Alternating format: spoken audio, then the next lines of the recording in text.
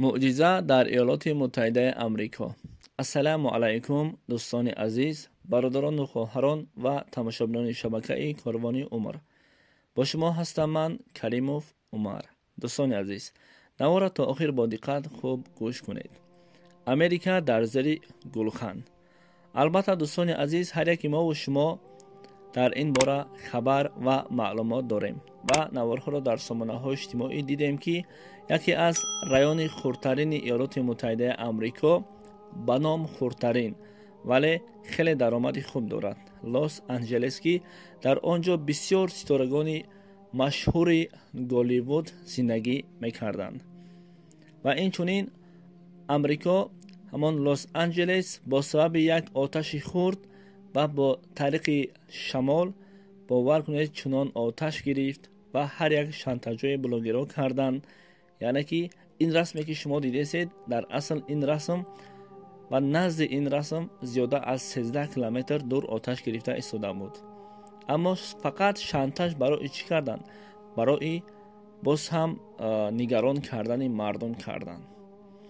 البته ما این نوارها را دیدیم. خانه ها در زیر آتش ماند، ماشین ها و چندین کس ها به هلاکت رسیدند.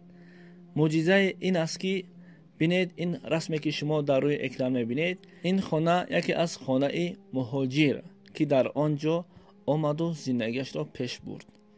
بینید که حتی یک ماشین در نزد این خانه ایستاده است، حتی همان آتش در گرد و اطراف این خانه هست و در این خانه نیست. این یک اعتماد، این یک معجزه پروردگار، این یک نشان داد بر مردم ایالات متحده آمریکا بود. چگونه بود؟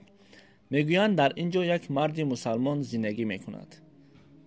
بینید که خداوند، شما اگر با خداوند راست باشید، با خداوند ایمان مستحکم آورده باشید، تقوی مستحکم داشته باشید، خداوند شما را از زیر گلخن صحت و سلامت میبرد.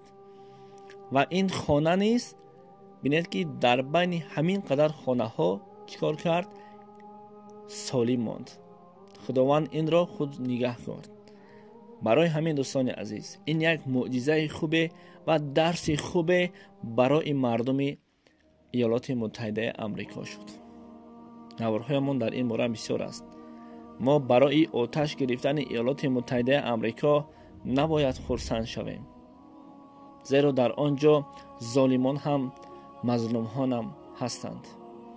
ما برای ظالمان خرسند می شویم، اما در آنجا یک شهر کلان است، در آنجا مظلومان نیز زندگی می کند. این یکی از معجزه خداوند و نشان داد بر مردم ایالات متحده آمریکا بود که این نوار را علاقه دنیا می بیند، می داند و دید و ما و شما نیز دیده بودیم و باز هم این نوار را دیدیم. برای همین دوستان عزیز، همیشه به خدا راست باشید.